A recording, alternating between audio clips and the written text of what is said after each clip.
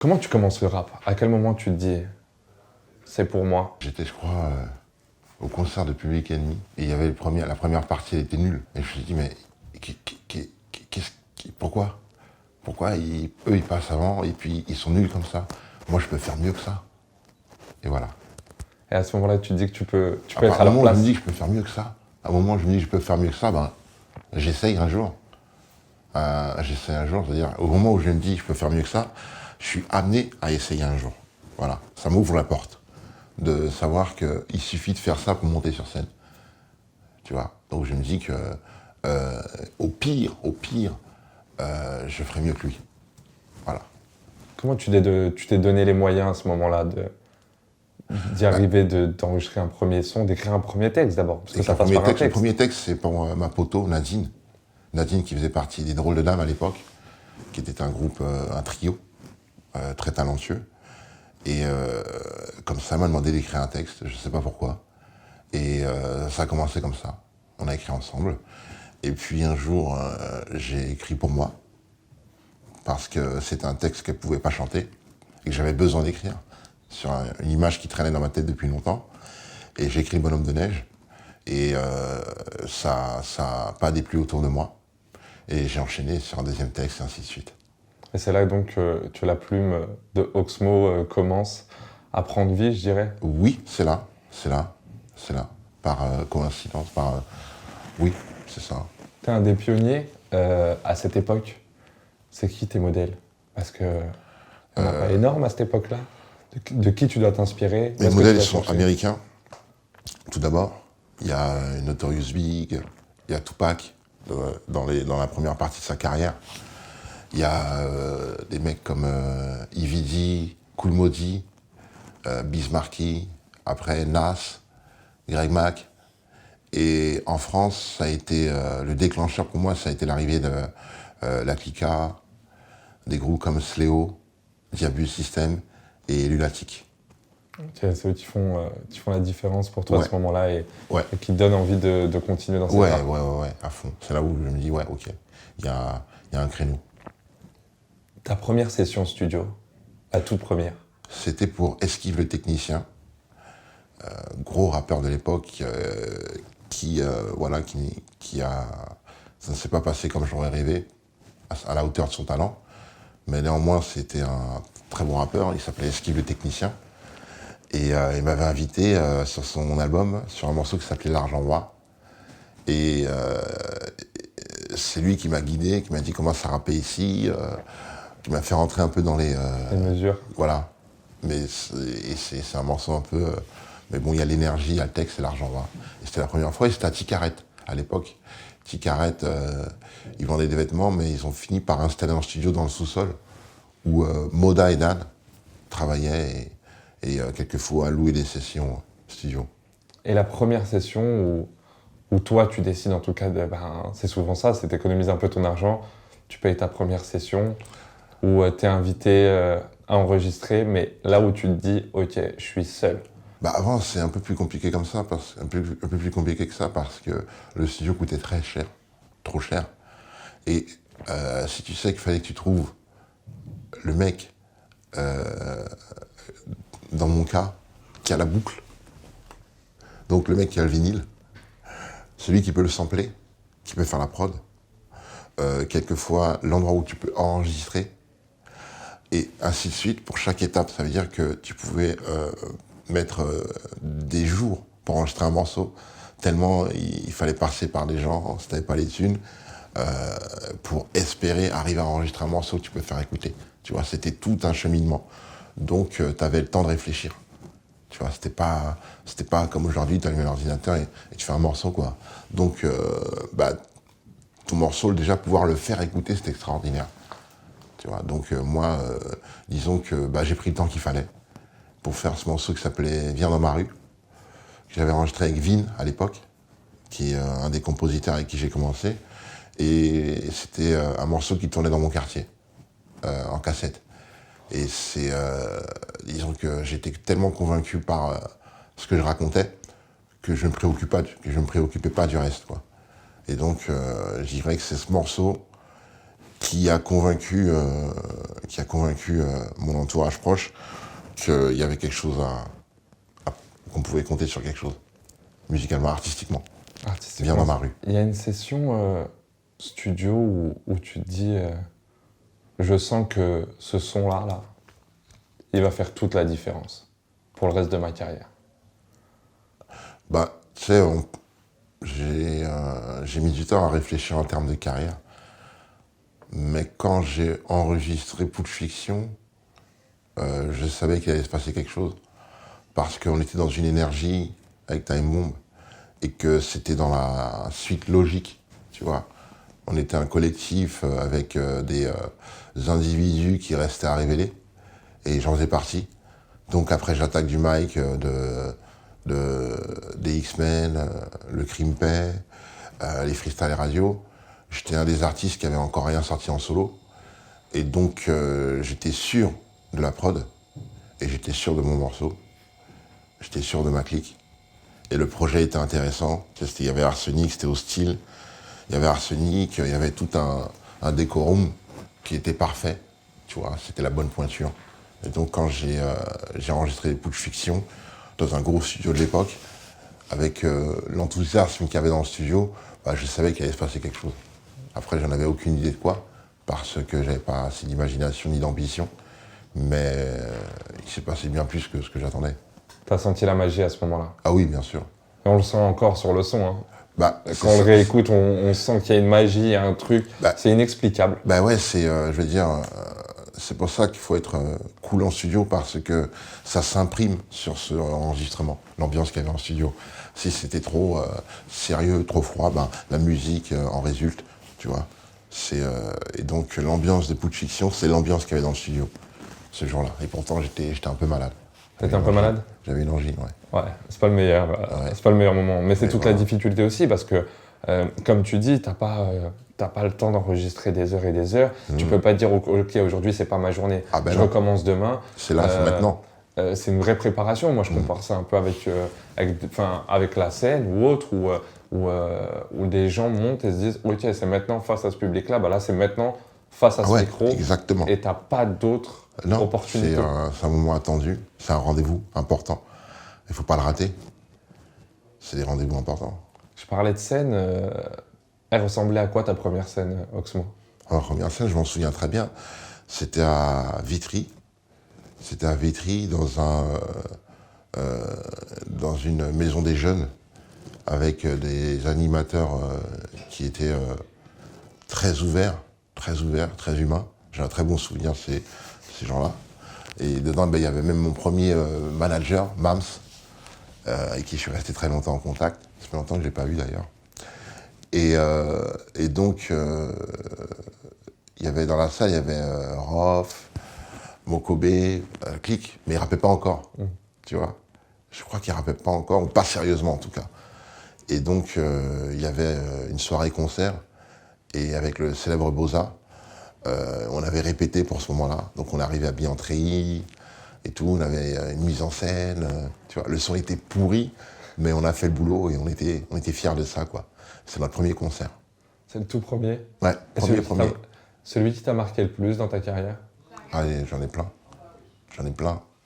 qui m'ont marqué. Franchement, j'en ai vécu tellement. Et je peux t'en sortir beaucoup. Parce qu'ils m'ont tous marqué pour une raison ou pour une autre. Donc je pourrais pas choisir comme ça. Non, j'en ai trop. Il y en a trop. Il y en a beaucoup. Hein. Il y en a trop. Je savais que tu n'allais pas répondre à cette question. Parce que c'est tellement difficile, les projets sont différents à chaque fois. Et c'est vraiment à chaque fois fantastique, c'est pour ça qu'on recommence. Et fantastique et différent. C'est pour ça qu'on recommence tout le temps. La scène, de toute façon, c'est ce qu'il y a de plus concret pour aller au contact. Aller au contact et appliquer la promesse que tu as faite sur un enregistrement. Tu vas donner vie à des chansons. Parce que t'écoutes une chanson qui te plaît, tu peux lui donner vie en la chantant, en la chantonnant, en l'écoutant avec d'autres mélomanes. Mais il n'y a rien de plus fort que l'auteur qui lui donne vie. Voilà. Tu vois, et c'est tellement ce que je dis, ça me fait penser au fait qu'il y a un morceau de Nina Simone que j'adore, mais je n'aime qu'une version. C'est une version qu'elle a jouée à Montreux, je crois, je ne vais pas me tromper de la date, mais c'est une version qu'elle a jouée à Montreux, au festival de Montreux. Et l'énergie qu'elle avait dans ce festival n'est sur aucune autre version de ce morceau. C'est fou. Tu vois. Et c'est un classique, mais je n'aime qu'une version.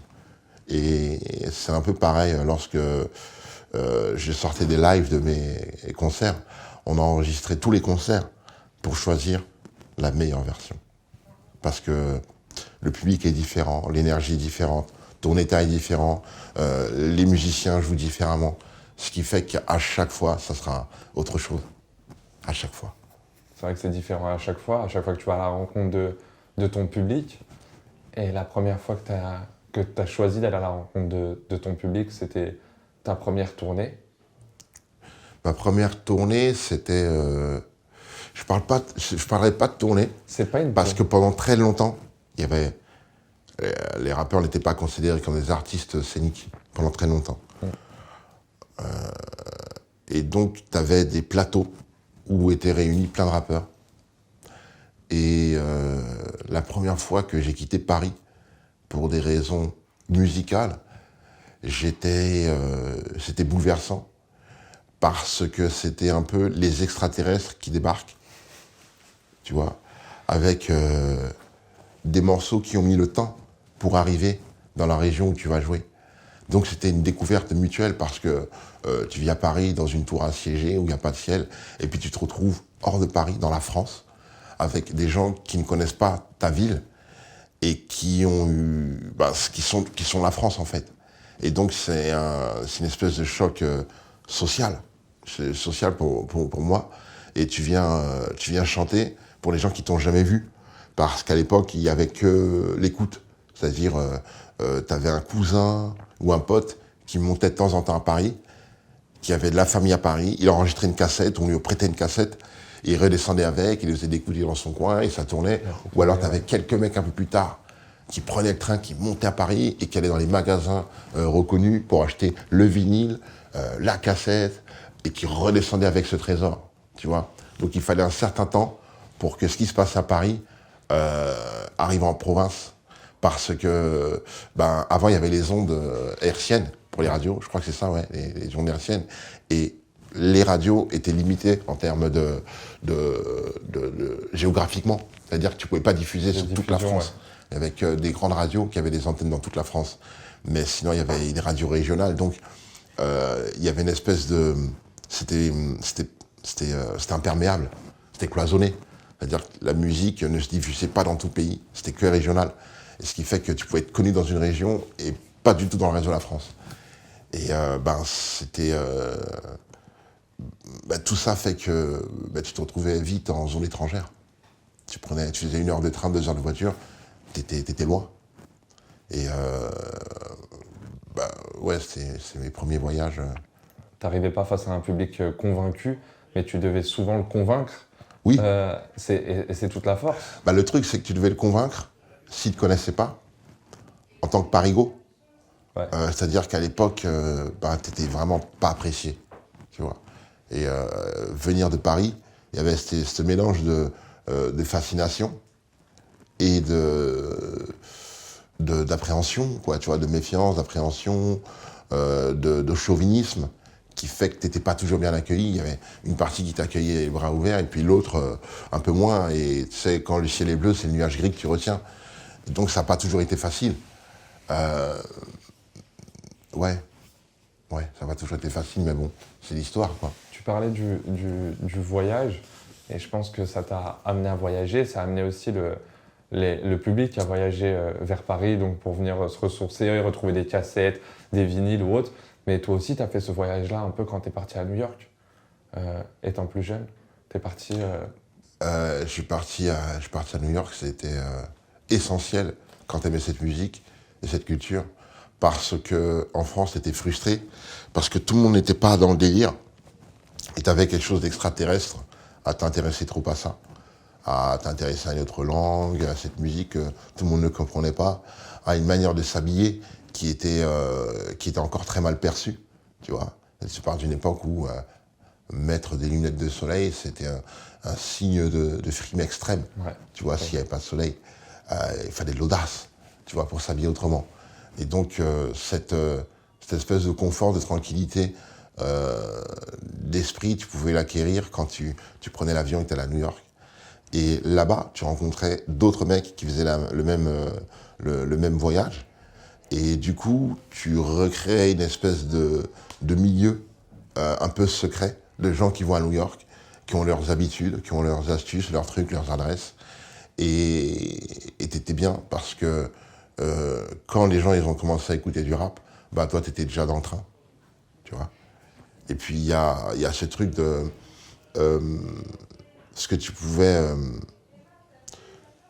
apprendre là-bas en termes de technique, en termes de rap, en termes de musicalité, même en termes de faire savoir sa musique, de promotionner, tu sais, les gros stickers, il y avait beaucoup de choses qui sont arrivées 10 ans après en France. Et même, tu proposais l'idée un peu trop tôt, on te regardait de travers. Donc, t'apprenais beaucoup de choses là-bas, vraiment. Et en plus, tu vivais le truc. C'est-à-dire que les artistes que tu voyais qu'en pochette de disque, là-bas, tu les voyais en boîte de nuit. Et donc, ça te donnait une espèce de confiance de tout est possible. Tu vois. Il y a une rencontre qui t'a marqué à New York?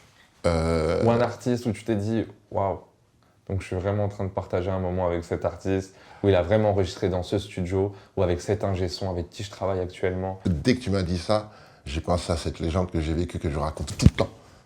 Et que je vais résumer, c'est quand j'ai vu Biggie sur scène. Ok, c'est clair. Voilà. C'est très clair. Voilà. On n'a pas besoin de plus. J'ai vu Biggie sur scène. Voilà. J'étais allé voir Black Moon et Jay-Z. Ouais. Et c'était Jay-Z, c'était à l'époque, je crois que c'était School of Hard Knocks, je crois. Non, c'était un peu avant. C'était l'album où il y avait Biggie sur son album. Et à l'époque où il y avait Biggie sur son album, et donc je vous raconte Jay-Z, qui était déjà un roi de New York, et Black Moon, et Biggie qui arrive sur le featuring. Voilà. Voilà. J'avais commencé à tisser des liens avec Smooth Hustler et sa clique. Après, je pouvais plus aller à New York. Mais c'était cool parce que c'était de l'intérieur, quoi. Tu vois, c'était des mecs de quartier qui vivaient leur musique, c'était hardcore et on s'entendait assez bien. Et puis ils étaient sensibles à ma musique. Tu vois, ils étaient bien à Paris, ils avaient bien aimé. Et puis quand j'étais à New York, j'avais été les voir en studio et c'était une grosse expérience. Très cool. T'as traversé les générations, Oxmo, jusqu'à te réinventer. Comment ta plume s'est adaptée aux années? Le renouvellement. Le renouvellement avec la sincérité, l'appui du public. Et je pense trouver sa place en sentant les choses venir, tu vois. Parce que c'est pas parce que tu sens les choses venir, quelquefois, qu'il faut faire exactement ce qui va venir. Donc, ayant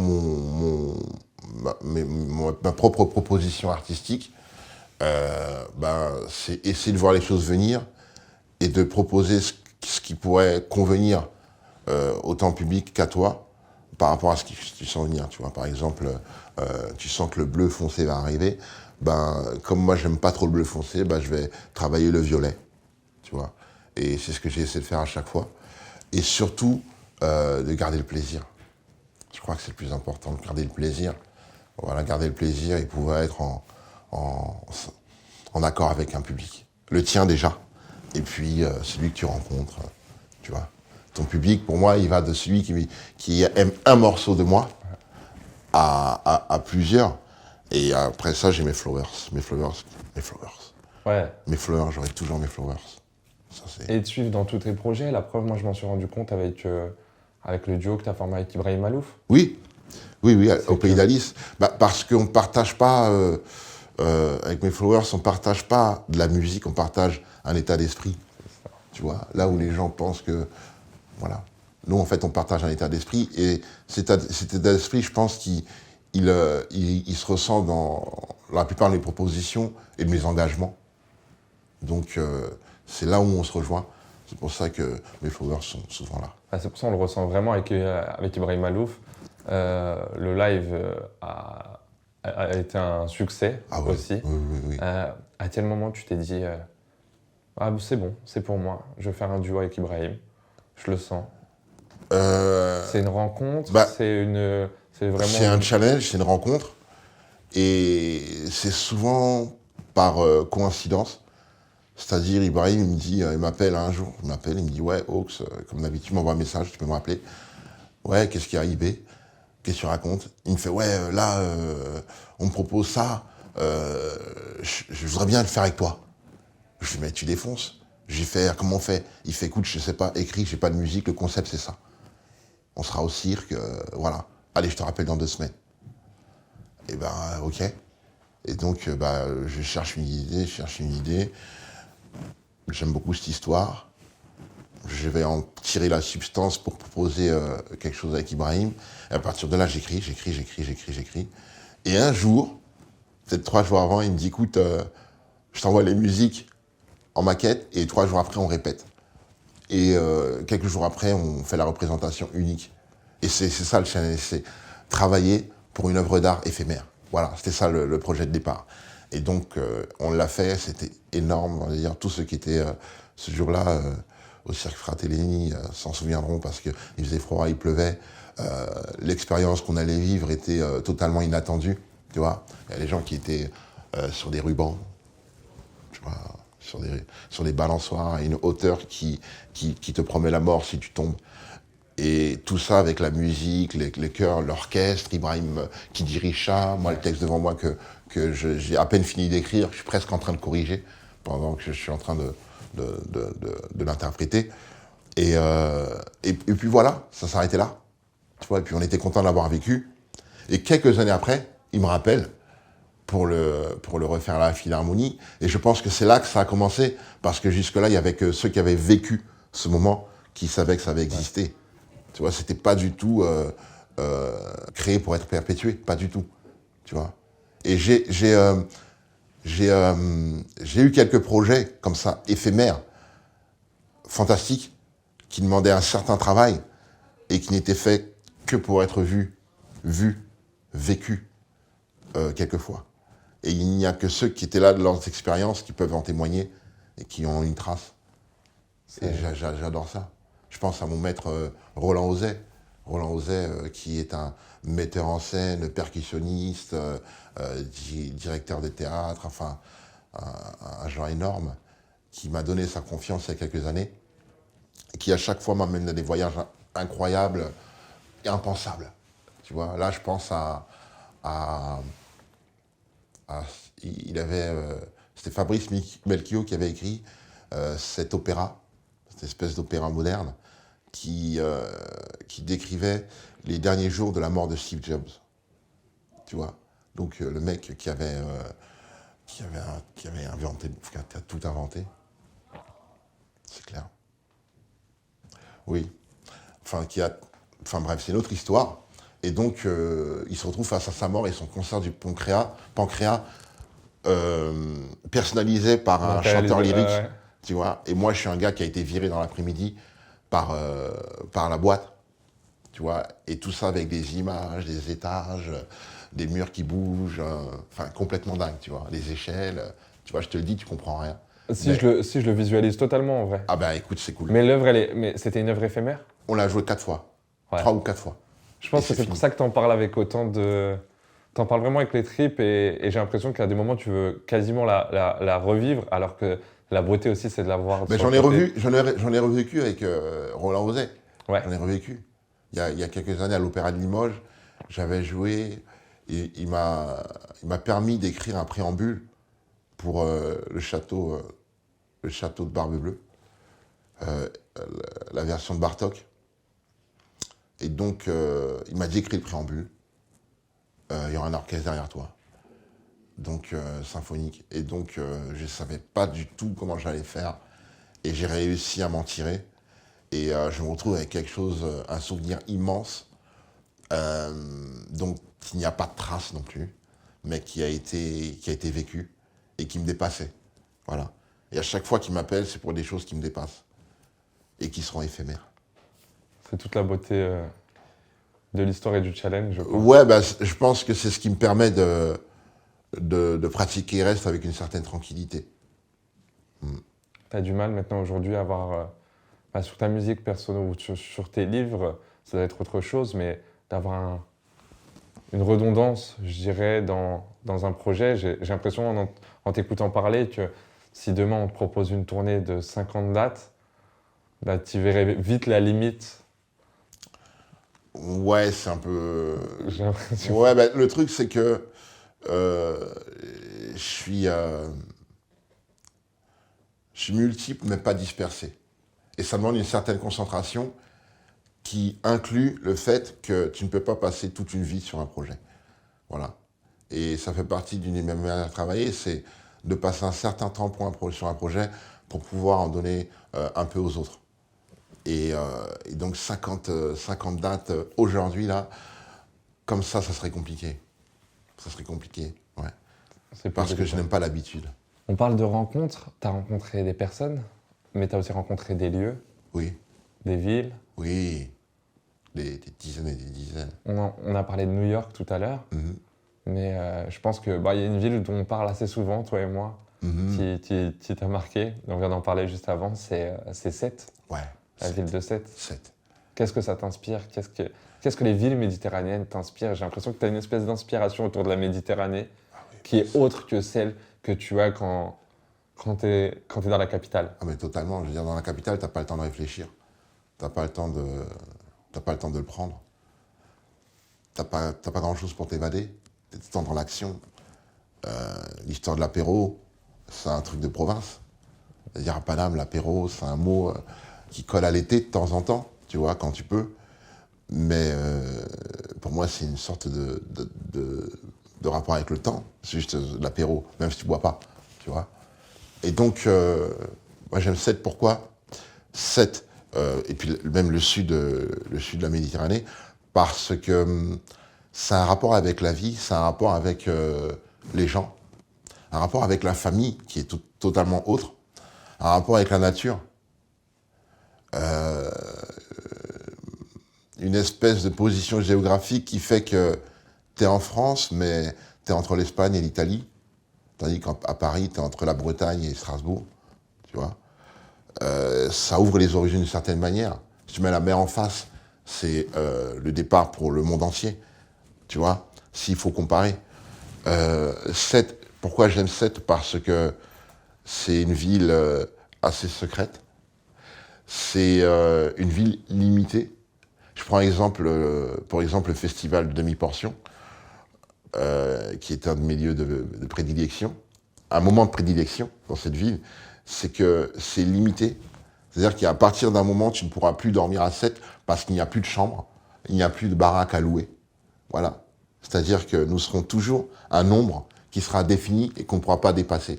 Et c'est vrai, mais plus nous sommes de monde et plus le bonheur est difficile à organiser. Tu vois. Et c'est ce qui est garanti à 7. C'est qu'il n'y aura pas plus de monde. Et que ce sera toujours aussi fort. Ce sera toujours aussi bien.